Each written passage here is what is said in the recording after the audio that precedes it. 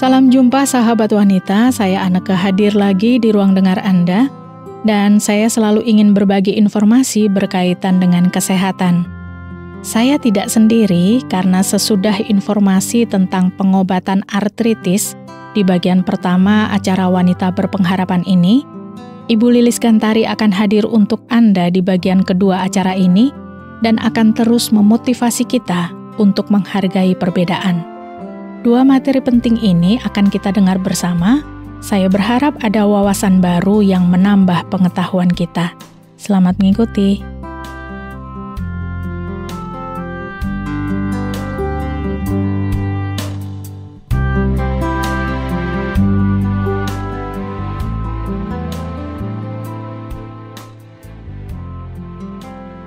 Sahabat wanita, kalau Anda rutin mengikuti program ini, saya berharap Anda masih ingat informasi tentang artritis. Tidak masalah juga kalau saya ulas lagi sedikit untuk Anda. Jadi artritis adalah gangguan yang menyerang tulang atau bisa persendian yang secara umum ada 3 tipe utama.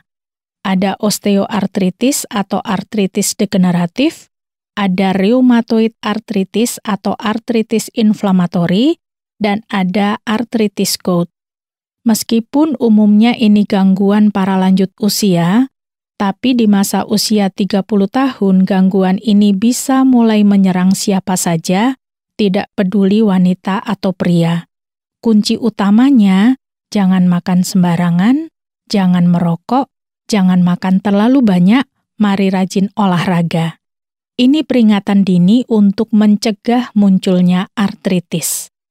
Masalahnya, bagaimana kalau artritis itu sudah terjadi dan sedang kita alami? Mari kita belajar dari kisah Ibu Sadiem. Ibu Sadiem ini bekerja di pabrik yang sepanjang hari harus banyak berdiri, berjalan, dan melakukan pekerjaannya menggunakan kedua tangannya. Di usia 55 tahun, dia harus pensiun sebelum waktunya karena 4 tahun belakangan, ia merasakan nyeri di lutut dan persendian tangannya. Ibu Sadiem sudah bekerja di pabrik itu selama 30 tahun. Di usianya yang ke-60 tahun atau sesudah 5 tahun pensiun, dia semakin sulit berjalan maupun melakukan aktivitasnya sehari-hari. Mari kita runut satu persatu. Ibu Sadiem mulai bekerja di pabrik itu umur 25 tahun. Waktu beliau berumur 51 tahun, atau sesudah 26 tahun bekerja, beliau mulai merasa nyeri di bagian lutut dan persendian tangan. Gangguan itu sangat diperhatikan Ibu Sadiem dengan berkonsultasi rutin dengan dokternya sampai 4 tahun berikutnya, saat beliau berusia 55 tahun. Itu berarti beliau sudah bekerja selama 30 tahun. Karena sakit yang luar biasa, dokter menyarankan beliau untuk mengajukan pensiun. 5 tahun sesudah pensiun atau saat usianya 60 tahun, Ibu Sadiem semakin susah berjalan dan melakukan aktivitas hariannya. Ada apa dengan Ibu Sadiem? Mungkin pengalaman ini sama dengan Anda. Saat pertama kali merasakan nyeri, Ibu Sadiem langsung menemui dokter dan mengkonsumsi obat yang diresepkan oleh dokternya untuk mengurangi rasa nyerinya. Tapi efeknya hanya sementara. Ibu Sadiem memutuskan untuk pensiun dini karena dokternya mengatakan bahwa keadaannya tidak lagi memungkinkan untuk bekerja. Pada usia 60 tahun, Ibu Sadiem semakin kesulitan untuk berjalan maupun melakukan kegiatan sehari-hari. Ketika kembali menemui dokternya, hasil pemeriksaan menunjukkan bahwa lututnya mengalami banyak kerusakan. Ibu Sadiem bertanya kepada dokternya, bagaimana caranya supaya lututnya bisa kembali normal. Tetapi dokter menjelaskan, tidak banyak yang bisa dilakukan selain mengganti sendi lututnya dengan sendi buatan atau prostetik. Tentu saja Ibu Sadiem sangat terkejut, tapi apa yang dialami Ibu Sadiem banyak ditemui di Indonesia. Kisah ini ingin mengajarkan kita beberapa poin penting mengenai artritis. Pertama, mencegah jauh lebih baik daripada mengobati. Karena kalau kerusakan sudah terjadi, tidak banyak yang bisa dilakukan untuk memperbaikinya. Pencegahan adalah aspek paling penting dalam menangani osteoartritis atau artritis degeneratif, termasuk artritis gout. Rheumatoid artritis memang cukup sulit untuk dicegah kemunculannya. Tapi kalau kita tahu bahwa olahraga bisa membantu memperkuat otot di sekitar persendian kita, maka otot kita akan membantu supaya sendi kita tidak selemah kalau kita tidak berolahraga. Jadi meskipun olahraga rutin tidak bisa mencegah munculnya penyakit artritis, tapi olahraga punya peran penting dalam memperlambat penyakit ini supaya tidak gampang menyerang persendian kita. Hal kedua yang perlu kita tahu, salah satu cara mengatasi artritis adalah konsumsi obat. Tetapi kebanyakan obat artritis hanya membantu mengurangi rasa sakit dan nyeri, bukan menghentikan perkembangan penyakit. Ada sebuah penelitian yang dilakukan oleh sebuah tim kerja kesehatan. Penelitian ini melibatkan banyak pria dan wanita yang menderita osteoartritis. Sebagian partisipan rajin berolahraga selama bertahun-tahun, sedangkan yang sebagian lagi jarang berolahraga. Ketika dibandingkan, terlihat bahwa olahraga punya peran penting dalam memperlambat perkembangan osteoartritis. Lalu apa yang membedakan pekerjaan Ibu Sadiem dengan berolahraga? Bukankah berdiri, berjalan, menggunakan kedua tangan itu termasuk gerak badan, termasuk olahraga? Perbedaannya adalah gerakan sendi berulang-ulang yang dilakukan dalam jangka waktu yang panjang, inilah yang menyebabkan degenerasi persendian secara signifikan. Berolahraga minimal 20-30 menit setiap harinya memang bisa membantu. Tapi olahraga secara berlebihan juga tidak baik. Hal ini sangat penting untuk kita pahami.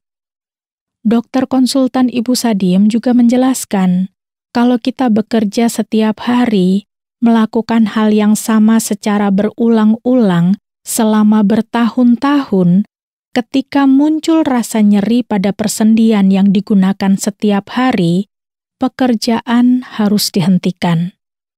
Kalau tidak, akan terjadi kerusakan permanen pada persendian itu. Berolahraga setiap hari dalam jumlah yang sewajarnya bisa memperkuat sendi dan otot. Tapi pergerakan secara berulang sepanjang hari justru bisa merusaknya. Jadi seharusnya Ibu Sadiem berhenti melakukan pekerjaannya segera setelah nyeri sendi di kaki dan tangannya muncul. Itu yang pertama. Apalagi yang seharusnya bisa dilakukan? Ada satu jenis obat, yaitu obat antiinflamasi, yang bisa membantu meredakan rasa nyeri pada penderita osteoartritis. Obat jenis ini memang tidak bisa menyembuhkan atau mencegah munculnya penyakit. Tetapi obat ini bisa mengurangi rasa tidak nyaman yang dialami pasien.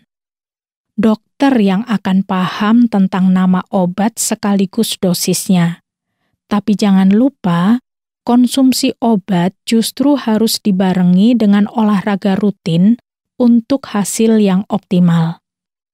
Kalau obat dikonsumsi dalam jangka panjang, maka penting juga bagi pasien untuk terus konsultasi pada dokter dan melakukan pemeriksaan lever dan ginjal secara rutin.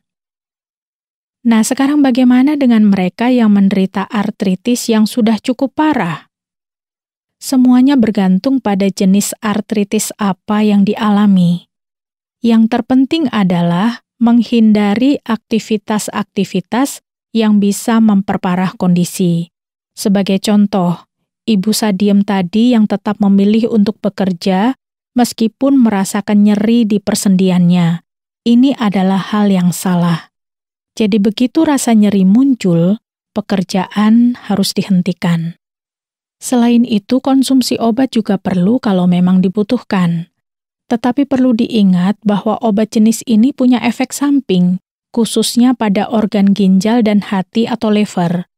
Meskipun banyak pasien yang sudah mengkonsumsi obat ini selama bertahun-tahun tanpa efek samping yang signifikan, konsumsi obat dengan pengawasan dari dokter tetap diperlukan. Olahraga juga salah satu kegiatan yang perlu diperhitungkan. Olahraga setiap hari selama 20-30 menit itu juga cukup. Sebenarnya olahraga yang paling bermanfaat bagi penderita artritis adalah berenang. Karena di dalam air, berat badan kita hanyalah 1/8 dari berat kita di daratan.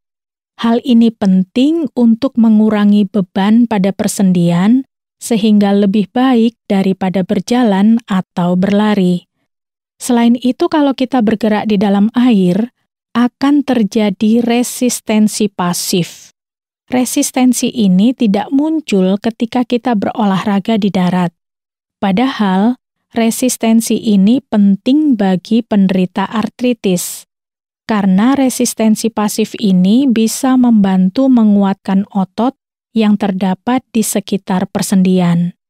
Penguatan otot inilah yang bisa membantu memperlambat proses perkembangan penyakit artritis.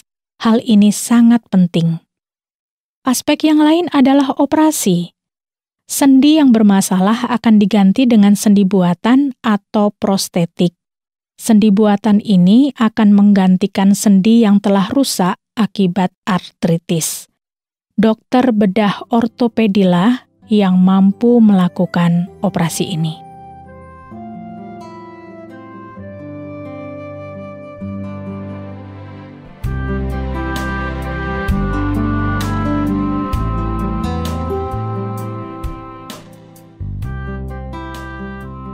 Sahabat wanita, saya berharap artritis dan pengobatannya sudah kita pahami bersama. Kita bisa menjaga diri kita sendiri. Kita juga bisa berbagi informasi ini kepada kerabat kita yang lain. Jangan kemana-mana dulu karena Ibu Lilis Kantari akan hadir dengan pelajaran menghargai perbedaan. Sesudah lagu berikut ini, mari simak bersama.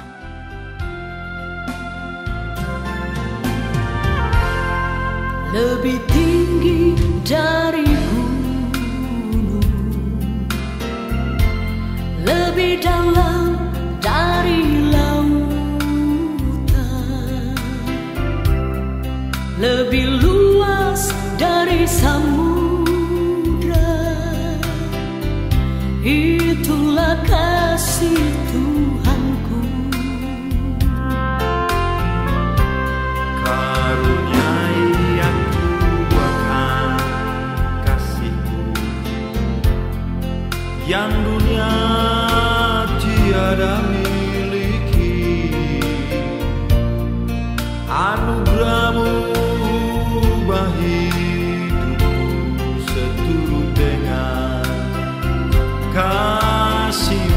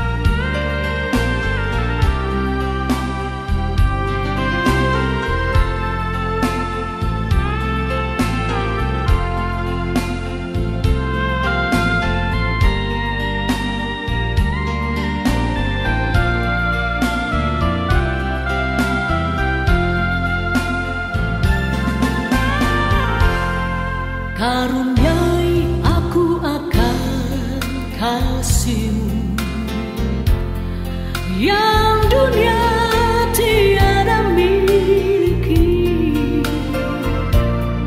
Anugerah-Mu ubah hidupku seturut dengan kasih-Mu.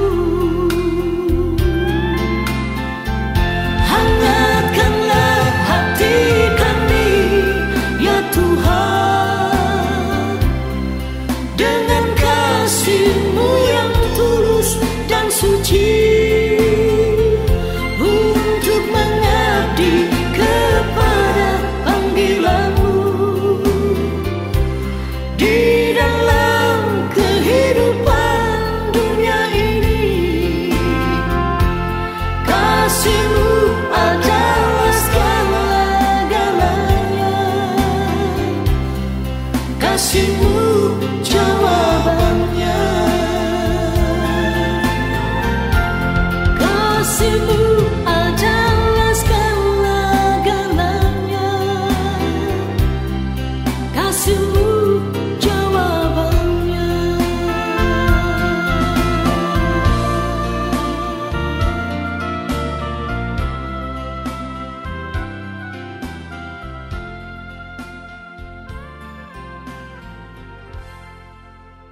Sahabat, segala sesuatu di dunia ini tidak bisa disamakan. Manusia satu dengan yang lainnya pasti sangat berbeda. Bakat seseorang dengan orang lain juga tidak sama. Hobi dan bakat seseorang juga berbeda dari orang lain. Perbedaan memang sudah terjadi sejak dunia ini diciptakan. Perbedaan akan terlihat indah bila masing-masing orang bisa menerima perbedaan dengan baik. Perbedaan warna kulit, jenis rambut, tinggi pendek seseorang bila disatukan akan terlihat indah dan menyenangkan. Tetapi, perbedaan bisa juga menimbulkan permusuhan atau konflik. Perbedaan bisa menimbulkan iri hati dan cemburu, bahkan kebencian. Ada seorang anak perempuan TK berkulit putih tampak akrab dengan seorang anak perempuan berkulit hitam dan berambut keriting. Mereka bermain bersama, tertawa bersama, kadang saling memeluk dengan penuh kasih sayang. Namun suatu hari, keakraban itu sirna karena sang ayah anak perempuan kulit putih itu melarangnya bergaul dengan anak kulit hitam dan berambut keriting. Kedua anak perempuan itu sedih dan kecewa dengan larangan itu. Inilah salah satu contoh bagaimana orang yang tidak menghargai perbedaan. Anda mungkin memiliki banyak sekali contoh bagaimana orang gampang sekali membenci perbedaan. Bahkan tidak jarang orang itu menghina perbedaan. Perbedaan pada diri seseorang tidak harus dijadikan suatu masalah. Perbedaan pada diri seseorang juga tidak harus dibenci. Karena siapapun manusia itu, kita harus mengasihi. Hanya kasih yang sanggup menerima dan menghargai perbedaan. Hidup tanpa kasih memang akan mudah melakukan hal yang buruk, seperti menghina, iri hati, membenci, dan lain sebagainya. Jadi, kita harus memiliki kasih itu. Tanpa kasih, hidup kita akan sia-sia. Firman Tuhan dalam 1 Korintus pasal yang ke-13, ayat yang pertama sampai ke-8 mengatakan, "Sekalipun aku dapat berkata-kata dengan semua bahasa manusia dan bahasa malaikat, tetapi jika aku tidak mempunyai kasih, aku sama dengan gong yang berkumandang dan canang yang gemerincing. Sekalipun aku mempunyai karunia untuk bernubuat, dan aku mengetahui segala rahasia dan memiliki seluruh pengetahuan, dan sekalipun aku memiliki iman yang sempurna untuk memindahkan gunung, tetapi jika aku tidak mempunyai kasih, aku sama sekali tidak berguna. Dan sekalipun aku membagi-bagikan segala sesuatu yang ada padaku, bahkan menyerahkan tubuhku untuk dibakar, tetapi jika aku tidak mempunyai kasih, sedikit pun tidak ada faedahnya bagiku. Kasih itu sabar. Kasih itu murah hati, ia tidak cemburu. Ia tidak memegahkan diri dan tidak sombong. Ia tidak melakukan yang tidak sopan dan tidak mencari keuntungan diri sendiri. Ia tidak pemarah dan tidak menyimpan kesalahan orang lain.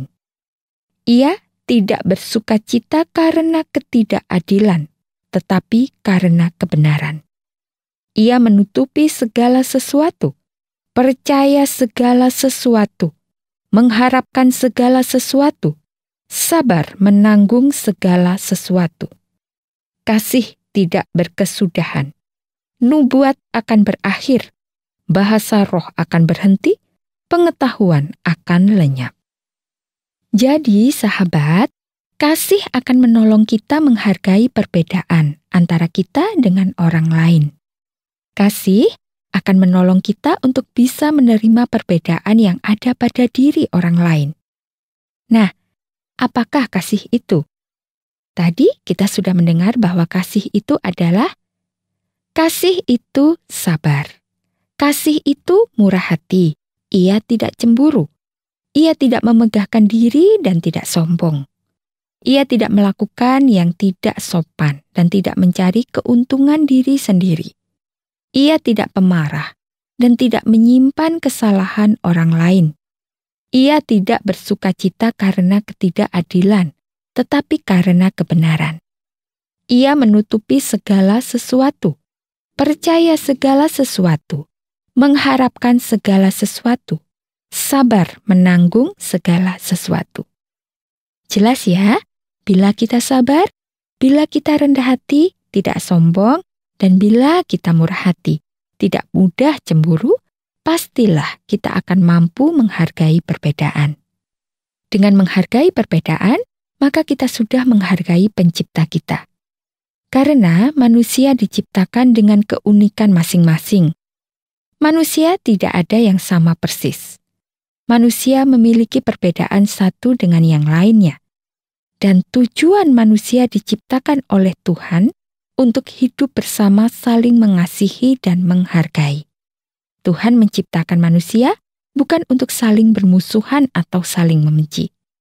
Nah, sahabat, bila selama ini Anda kurang bisa menghargai sebuah perbedaan, ingatlah bahwa tak seorang pun yang diciptakan sama. Tugas Anda adalah menghargai perbedaan, apapun yang ada pada diri orang lain. Bila Anda bisa menghargai perbedaan, maka Anda juga menghargai Tuhan sebagai pencipta kita. Sebaliknya, bila kita tidak bisa menghargai perbedaan, maka kita juga tidak menghargai Tuhan sebagai pencipta Anda. Bila Anda belum tahu bagaimana menghargai perbedaan, maka milikilah kasih. Karena hanya dengan kasih, hanya kasihlah yang mampu membimbing kita menghargai perbedaan. Jika Anda belum memiliki kasih, maka percayalah kepada Tuhan Yesus Kristus, karena Tuhan Yesus adalah kasih. Dan mohonlah agar Tuhan Yesus menaruh kasih dalam hati Anda. Dengan kasih yang Anda miliki, pastikan Anda bisa dan sanggup menghargai perbedaan. Tanpa kasih, hidup Anda akan tidak berguna dan sia-sia. Sebagai penutup, saya akan membacakan kembali firman Tuhan yang mengatakan demikian. Sekalipun aku mempunyai karunia untuk bernubuat, dan aku mengetahui segala rahasia, dan memiliki seluruh pengetahuan, dan sekalipun aku memiliki iman yang sempurna untuk memindahkan gunung, tetapi jika aku tidak mempunyai kasih, aku sama sekali tidak berguna. Dan sekalipun aku membagi-bagikan segala sesuatu yang ada padaku, bahkan menyerahkan tubuhku untuk dibakar, tetapi jika aku tidak mempunyai kasih, sedikit pun tidak ada faedahnya bagiku. Kasih itu sabar, kasih itu murah hati, ia tidak cemburu. Ia tidak memegahkan diri dan tidak sombong. Ia tidak melakukan yang tidak sopan dan tidak mencari keuntungan diri sendiri. Ia tidak pemarah dan tidak menyimpan kesalahan orang lain. Ia tidak bersukacita karena ketidakadilan, tetapi karena kebenaran. Ia menutupi segala sesuatu, percaya segala sesuatu, mengharapkan segala sesuatu, sabar menanggung segala sesuatu. Tuhan memberkati Anda. Amin. Setia Tuhan di dalam hidup ini, tak pernah berkesudahan, selalu baru tiap hari. Jalan untukku gelap sekelilingku,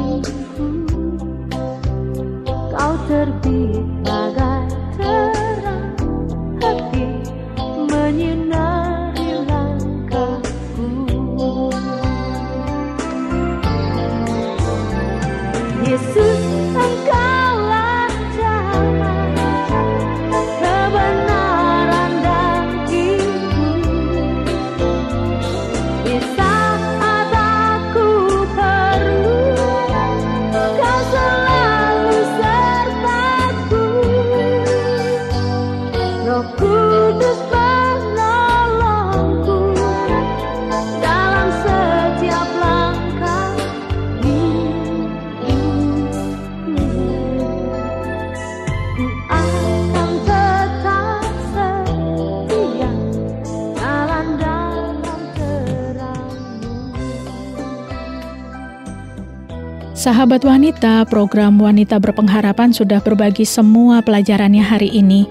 Semoga wawasan kita tentang kesehatan dan pelajaran bagi jiwa benar-benar menguatkan fisik dan mental kita untuk tetap sehat jasmani dan rohani. Tetap nantikan kehadiran program Wanita Berpengharapan di waktu yang akan datang. Kalau Anda punya pertanyaan, mau menanggapi acara ini, atau ingin berbagi pengalaman hidup, silakan kirimkan kepada kami, Wanita Berpengharapan, bisa melalui SMS atau WhatsApp di nomor 081 333 777 386.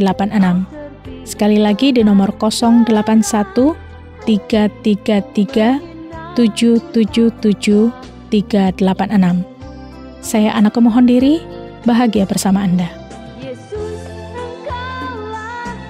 Yesus, Engkaulah jalan, kebenaran dan hidup. Di saat aku perlu, Kau selalu sertaku. Roh Kudus penolongku dalam setiap langkah hidupku. Ku akan tetap setia jalan dalam terang-Mu. Yesus, Engkaulah jalan, kebenaran dan hidup. Di saat aku perlu, Kau selalu sertaku. Roh Kudus penolongku dalam setiap langkah hidupku. Ku akan tetap setia jalan dalam terang-Mu.